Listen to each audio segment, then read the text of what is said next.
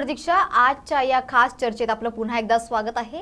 तर आजच्या खास चर्चेचा विषय आहे विधान सभेच्या परिषदेचा आज दुसरा दिवस आहे आणि त्याचबद्दल आज आपण चर्चा करणार आहोत।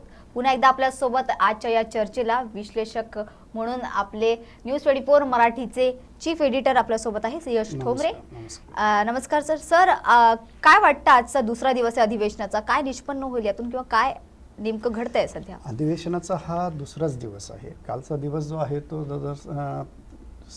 जे अधिवेशन भवन जे आहे ते स्थगित करण्यात आलं होतं। आजचा जो दुसरा दिवस आहे त्या दुसऱ्या दिवसामध्ये आज विरोधकांनी पायऱ्यावरती पुन्हा आंदोलन केलेलं आहे।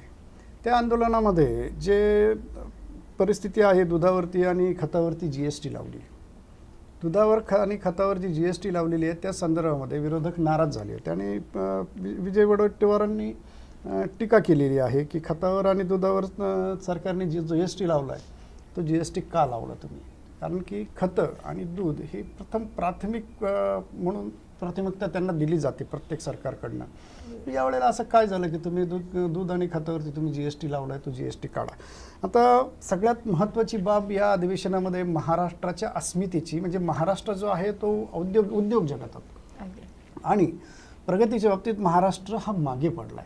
त्या बाबतीत विरोधकांनी मोठ्या प्रमाणावरती आरडाओरडा करायला सुरुवात केली। आरडाओरडा इन द सेन्स त्यांनी यावरती आंदोलन आता सुरू केलं आहे। विधान भवनामध्ये सुद्धा त्या संदर्भामध्ये महाराष्ट्र चक्क 4थ्या स्थानावर गेलेला आहे। जो महाराष्ट्र देशभरामध्ये उद्योग व्यवसाय आणि बाकीच्या बाबींमध्ये प्रथम क्रमांकावर असायचा तो आता 4थ्या क्रमांकावरती गेलेला आहे आणि 2.5% म्हणजे इतक्या विकास दर जो आहे, कृषी संलग्न क्षेत्राचा जो विकास दर आहे तो 2.5% जास्त घटलेला आहे। हे अतिशय गंभीर बाब आहे, कारण की ज्या देशाची अर्थव्यवस्था ही 20% कृषी प्रधान आहे आणि ज्या राज्याची अर्थव्यवस्था मूलतः कृषी प्रधान आहे त्याचा मोठा वाटा आहे कृषीचा अर्थव्यवस्थेमध्ये, त्यामध्ये 2.5%ची जी घट झालेली आहे ती घट चिंताजनक आहे। आता सेवा क्षेत्रातील जो विकास दर आहे तो 4.2% घटलेला आहे। जो विकास दर आहे सेवा क्षेत्रातला, या बाबी ज्या आहेत या बाबी अतिशय गंभीर आहेत। आता ह्या सगळ्यामध्ये उद्योग अबकी बार महाराष्ट्रातील उद्योगधंदे सीमापार, शेजारी तुपाशी, महाराष्ट्र उपाशी, शेतकरी झाला कर्जबाजारी, सरकार वसुली बेजारी, ह्या अशा प्रकारच्या घोषणा या भवनाच्या विरोधकांकडून दिल्या जातात। तर महाराष्ट्राला ज्या पद्धतीनं खरोखर राज्याची इतर राज्यांच्या तुलनेमध्ये किंवा देशाच्या तुलनेमध्ये प्रथम उद्योग क्षेत्रात किंवा याच्यात प्रथम असलेला महाराष्ट्र जो होता तो महाराष्ट्र आता एक्झॅक्टली 4थ्या स्थानावर येऊन पोहोचलेला आहे। महाराष्ट्रातले जे उद्योगधंदे आहेत ते उद्योगधंदे परराज्यात गेलेले आहेत, शेजारच्या गुजरात राज्याकडे चाललेत, इतर राज्यांकडे चाललेत।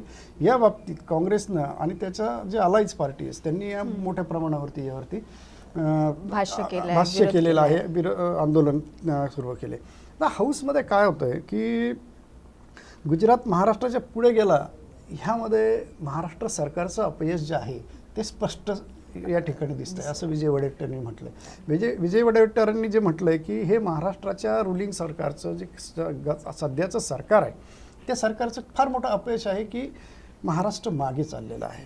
आता शेतकऱ्यांना मदत करण्याबाबत सुद्धा विजय वडेट्टीवार बोललेले आहेत की तुम्ही निकष सांगू नका, निकष ठरवू नका, शेतकऱ्यांना सरसकट तुम्ही एक मदत करणार आहात का आणि त्या मदतीबाबत तुम्ही स्पष्ट बोला, असं प्रश्न जो आहे तो प्रश्न विजय वडेट्टीवारांनी विचारलेला आहे। आता सरकार जनतेला जे गाजर देत आहे या बाबतीत देखील विरोधकांनी जे आंदोलन केलं किंवा बाहेर जो विरोधकांचा जो घोषणाबाजी चालू होती त्या घोषणाबाजीमध्ये हा देखील विषय घेण्यात आला की तर अशा पद्धतीची घोषणाबाजी विरोधकांनी केलेली आहे। भवनामध्ये हे विरोधक जे आहेत आक्रमक होणार आहेत, आक्रमक होत आहेत ते आपल्याला दिसतं।